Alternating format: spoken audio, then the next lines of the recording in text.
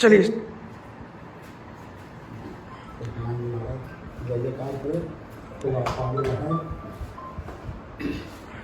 मेरे बाबा का ब्रिजमोहन दास जी का आशीर्वाद मेरे ऊपर बना रहे, बरसता रहे, मैं हमेशा यही चाहता हूँ।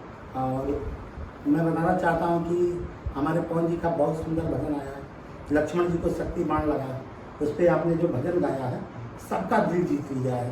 अयोध्या का संत समाज इतना प्रसन्न है कि क्या बताएं, और खासकर इसलिए मैं और आपको आशीर्वाद दे रहा हूँ और साथ में एक आग्रह भी कर रहा हूँ कि समय समय पर इस तरह भजन आप जरूर गाया करिए, क्योंकि हिंदी समाज को एक नई ताकत, एक नई ऊर्जा मिलती है, अपने संस्कारों के प्रति लोग समर्पित होते हैं आपके भजनों के माध्यम से। क्या बात है।